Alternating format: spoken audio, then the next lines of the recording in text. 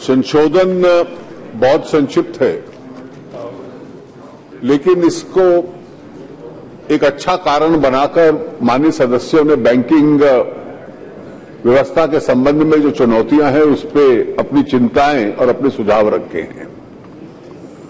और ये चिंताएं स्वाभाविक हैं।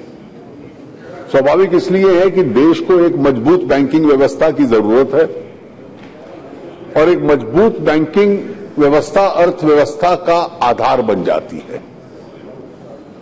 You need a strong banking system in order to support growth.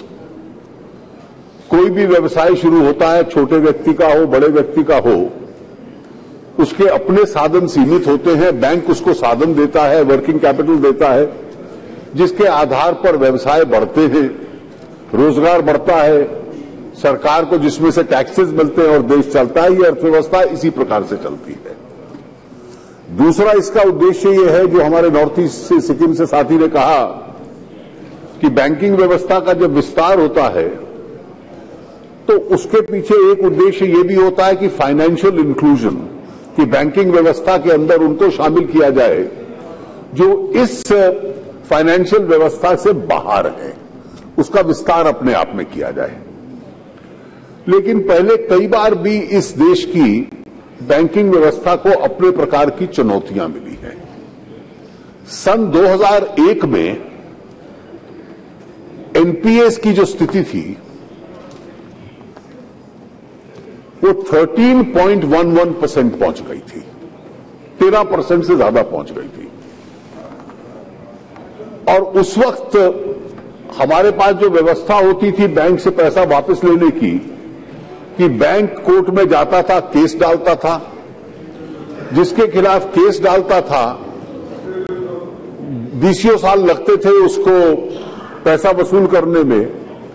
और जब कोर्ट का ऑर्डर आ जाता था तो जो देनदार होता था, डेटर होता था, उसके कोई एसेट्स होते नहीं थे। अगर एसेट्स होते थे तो उन पर जंग लग गई होती थी और बैंक की वसूली बड़ी कठिन हो जाती थी। और उस तो पहली बार ये सोचा गया और 90 के दशक में एक नई व्यवस्था बनाई गई कि जिसमें कोर्ट के स्थान पर डेट रिकवरी ट्राइब्यूनल्स बनाए। और डेट रिकवरी ट्राइब्यूनल का उद्देश्य यह था कि कोर्ट नहीं होगा, एक ट्राइब्यूनल होगा, ट्राइब्यूनल में जल्दी हो जाएगा। लेकिन ट्राइब्यूनल भी अपने प्रकार से एक प्रकार कोर्ट की तरह ही चलने लग पड़े। जब 2001 में ये चुनौती आई और पूरे विश्व में ये स्थिति है कि पैसा देने के बाद अगर कोई डिफॉल्ट करता है तो वो बैंक के पीछे भागता है कि किस प्रकार से सेटल करे। लेकिन हमारे देश की ये स्थिति थी कि क्रेडिटर जो था वो डेटर के पीछे जाता था हाथ जोड़कर कि कुछ वसूली आपसे हो सकती है कि नहीं। इस रिलेशनशिप को बदलने का एक प्रयास हुआ जबकि कानून सरफाजी लाया गया, सिक्योरिटाइजेशन लॉ। उस वक्त बड़ी हैरानगी हुई लोगों को, उनको लगा कि बड़ा हार्श लॉ है। सुप्रीम कोर्ट में चुनौती हुई, सुप्रीम कोर्ट ने भी उसको अपहोल्ड कर लिया। और उस कानून के पीछे उद्देश्य ये था कि अगर किसी ने बैंक का साधन नहीं दिए, किसी उद्योग ने, तो बैंक पहले दिन जाके नोटिस देने के बाद उस उद्योग के ऊपर कब्जा ले लेगा, अपना ताला लगा देगा। और फिर उसकी संपत्ति के ऊपर कब्जा कर लिया तो वो कोर्ट में जाकर चुनौती देगा कि भाई मैं कुछ देने को तैयार हूं, इसलिए बैंक मुझे माफ करे।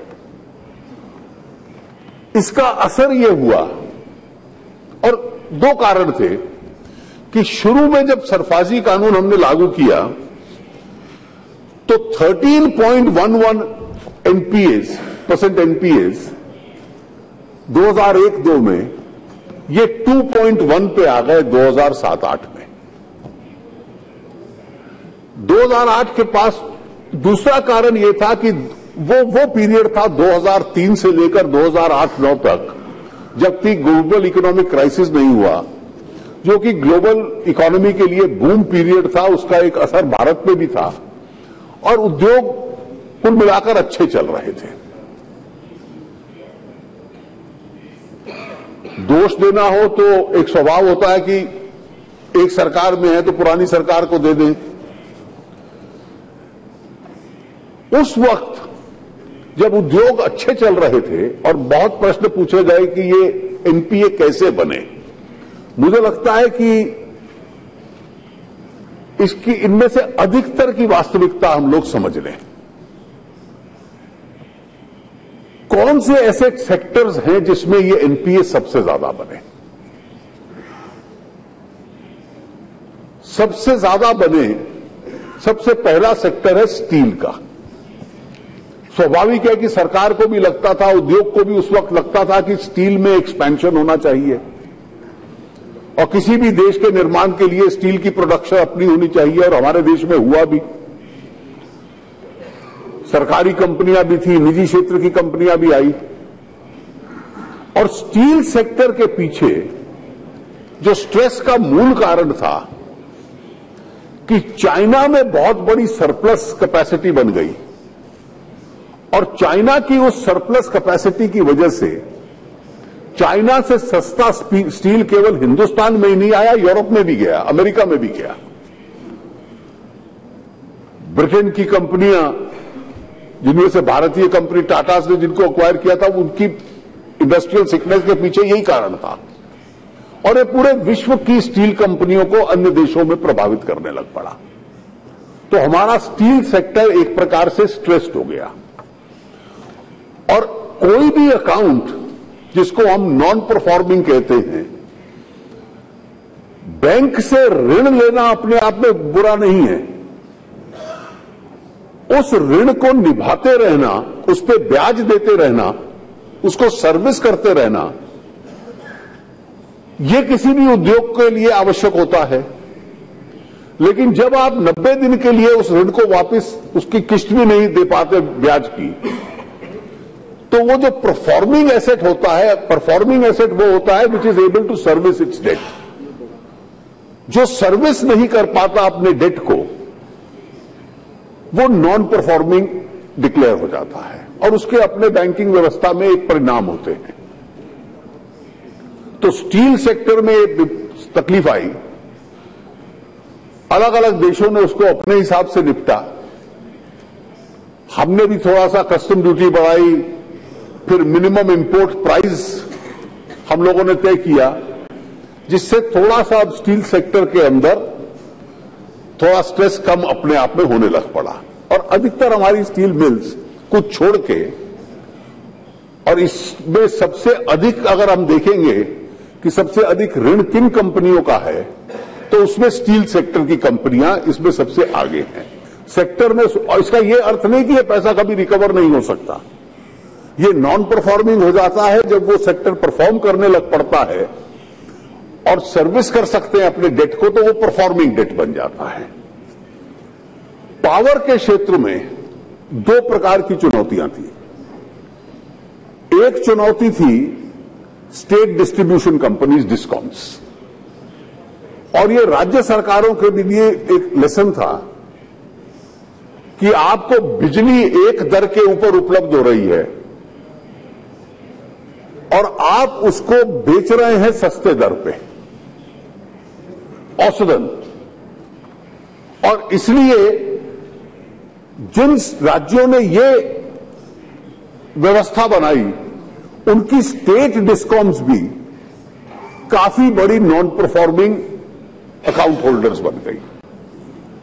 निजी क्षेत्र की जो कंपनियां थी, उनको लगता था कि भारत का औद्योगिकरण बढ़ेगा, इसलिए थर्मल पावर के लिए कोयले की खानें दी गई, कोई हाइड्रो सेक्टर की कंपनियां आई, और आज पहली बार जब हम देश में आज से 10 साल पहले, 5 साल पहले करते थे वी आर पावर शॉर्ट, आज एक पावर सरप्लस हो गई है।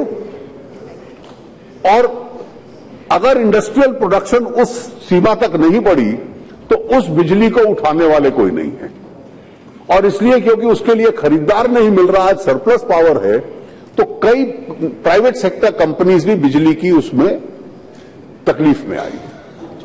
टेक्सटाइल की, उसके लिए हमने पूरा उदय की योजना बनाई और उसको सेक्टोरल एलिमेंट को कम से कम जो सरकारी डिस्कॉम से राज्यों के, उसका हल ढूंढने का एक प्रयास किया। टेक्सटाइल में ये हुआ, कुछ इंफ्रास्ट्रक्चर प्रोजेक्ट्स में, रोड्स वगैरह में हुआ, और इन 4 सेक्टर्स की वजह से मूलतः अधिकतर ये अकाउंट्स अपने आप में एनपीए हुए। अब इन एनपीएस को के साथ जूझना ये कोई राजनीतिक विषय नहीं है कि जिसमें मैं कहूं ये आपकी वजह से हुए। स्वाभाविक है ये 2014 के पहले के हैं और इसलिए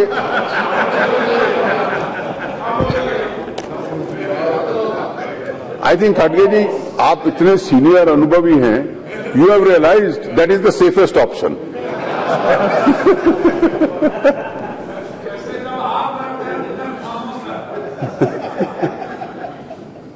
अब जब 2008-9 से लेकर 12-13 तक ये लोन्स बड़े दिए जा रहे थे, उसके बाद ग्लोबल इकोनॉमी में एक प्रकार से स्लंप आया। उस ग्लोबल इकोनॉमी के स्लंप का स्वाभाविक है हिंदुस्तान में भी असर पड़ा। तो स्टील कैपेसिटी ज्यादा थी, स्टील को उठाने वाला कोई नहीं था, चाइना से स्टील आ रहा था। टेक्सटाइल सेक्टर में स्ट्रेस था। इंफ्रास्ट्रक्चर प्रोजेक्ट्स रोड सेक्टर के एकदम जो दोबारा गडकरी जी ने शुरू करवाए वो एकदम स्टैंड स्टिल पे थे। पावर कैपेसिटी की ये प्रॉब्लम थी।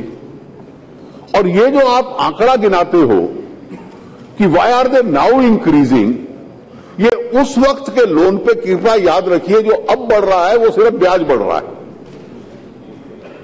ये कोई नया लोन नहीं है। ये पुरानों पे ब्याज बढ़ता चला जा रहा है। अब इसको हल करने का तरीका क्या है, वो हल करने का तरीका ढूंढना है। That's the short question. और इसको मैं चाहूंगा कि सारा सदन राजनीति से ऊपर उठकर, ये मैंने इसमें विश्व की स्थिति का भी, औद्योगिक स्थिति का भी कई कंट्रीब्यूशंस हैं। इसमें कई केसेस ऐसे हैं जो फ्रॉड के केसेस भी हो सकते हैं।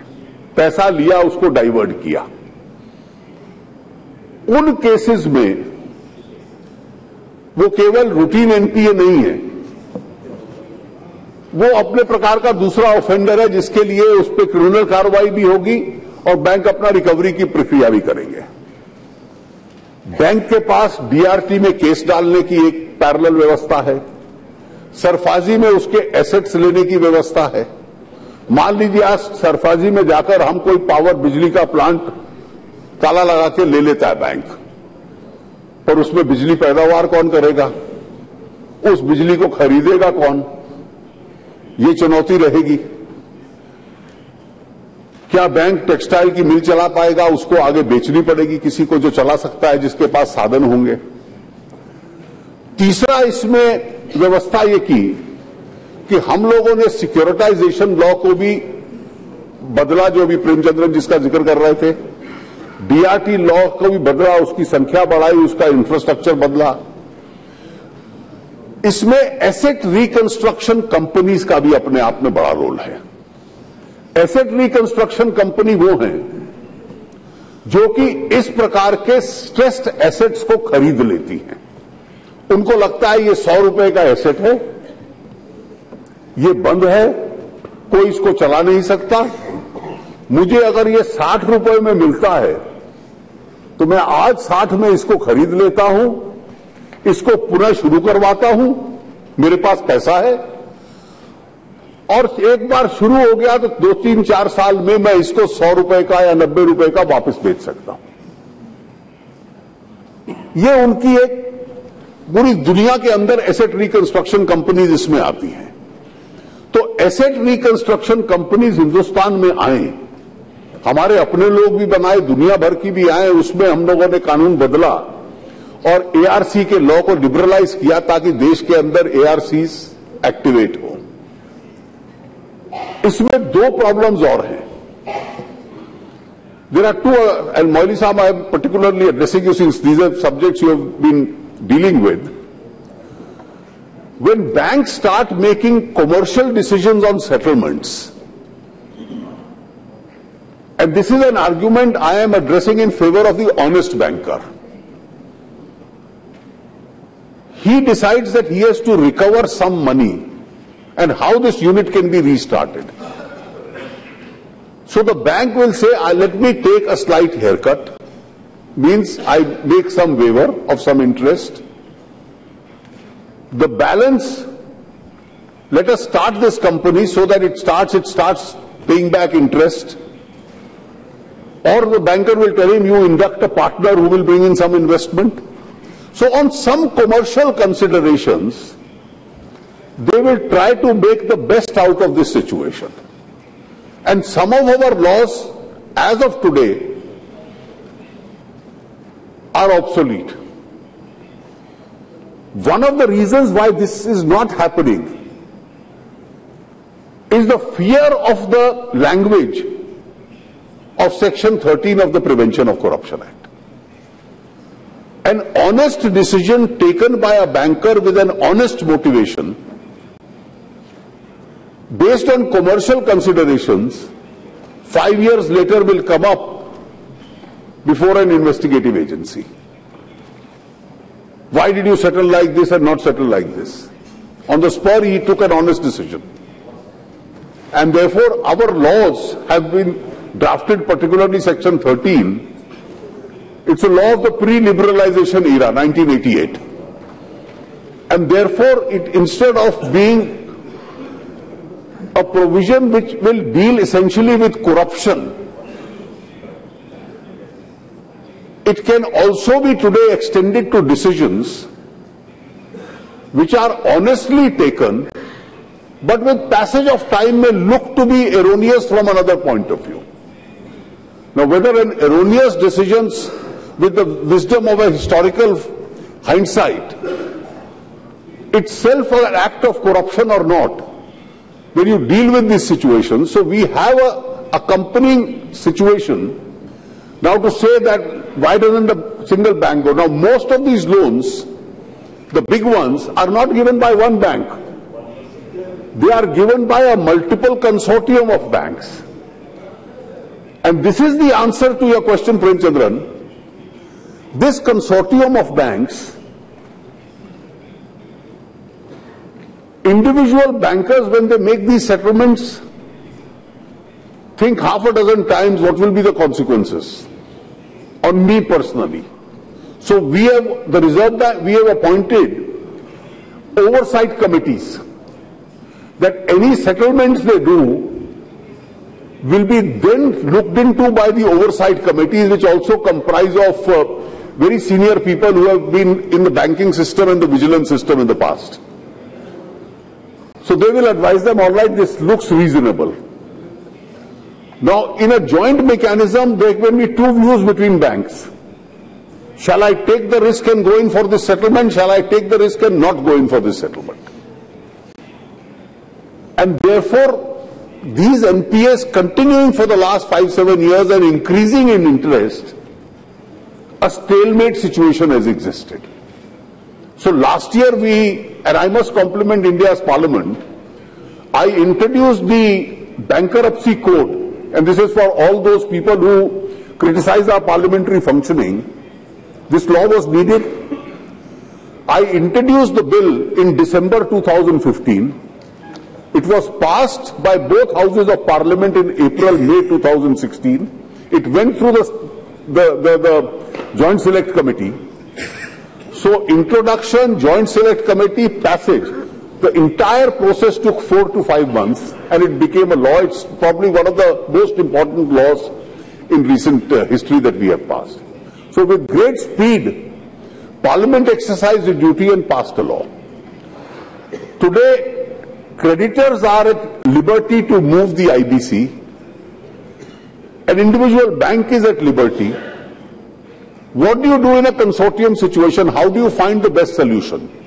And the IBC mechanism is that when the insolvency petition goes to the bank, that there is a commercial insolvency, he is unable to pay his creditors,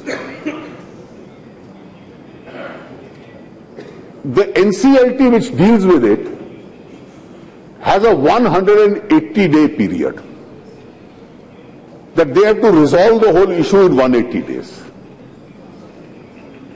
Some people have to bring partners, some will have to have joint ventures, some will have to sell, some asset reconstruction companies will come.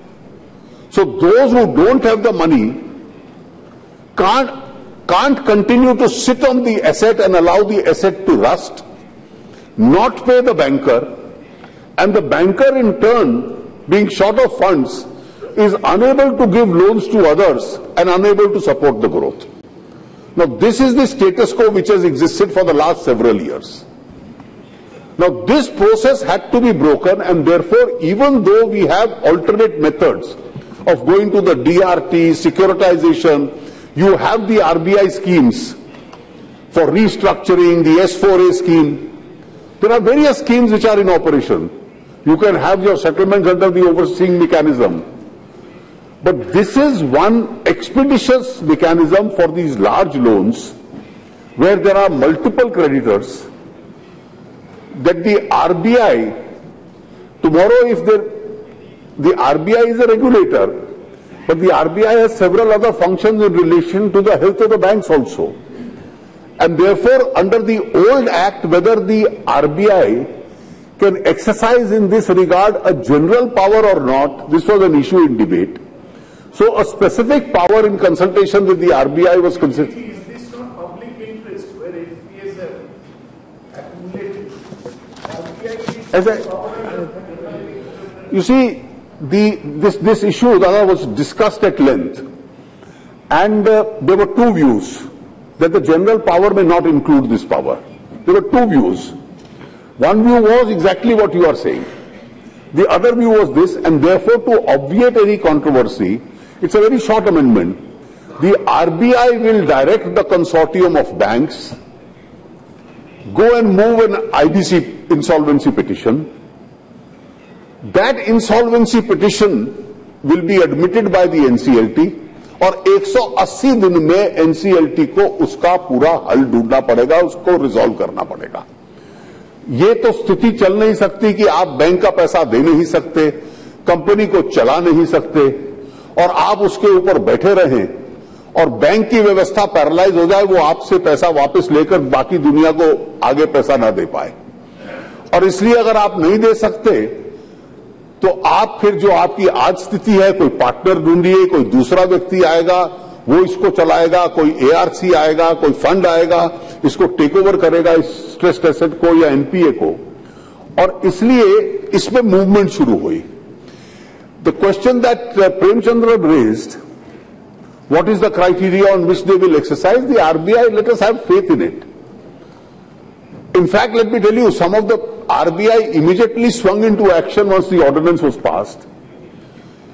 In the first round, they have picked up 12 cases. I am sure there will be many more to follow.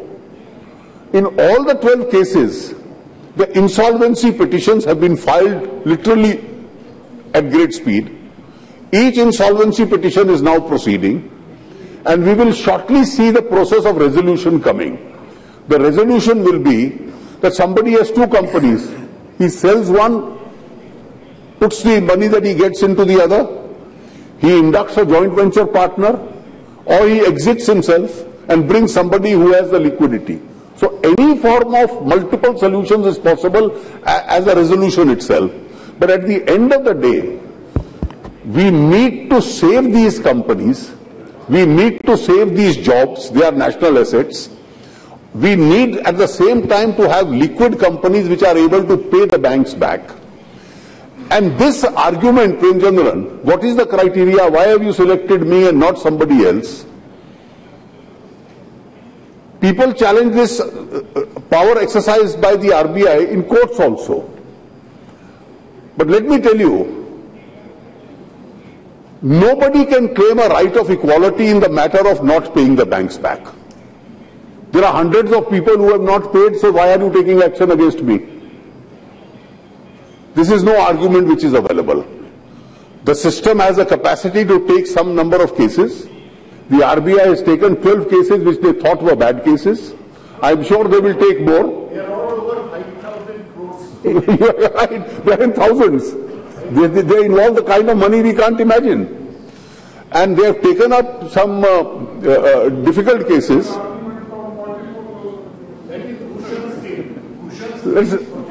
Please. Yes. Now, therefore, instead of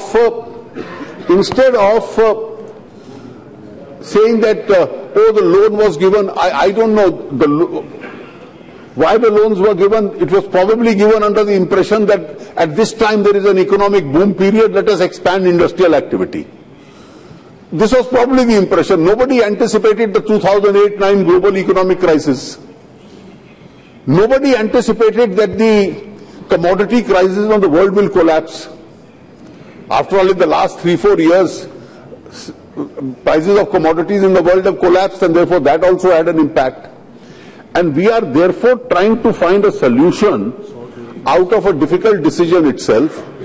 Some of our laws, and that is why I referred, are outdated. They act as an impediment rather than expediting these settlements.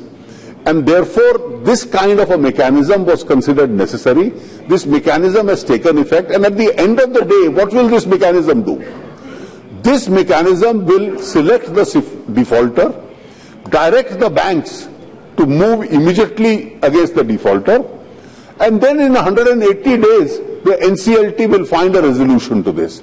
Now, any one of us seriously can't have an objection to this process, because this is a process of trying to recover public money which belongs to these banks. One last issue that let me say, इसमें आपने कहा public sector bank क्यों है? ये बहुत अच्छा सवाल था.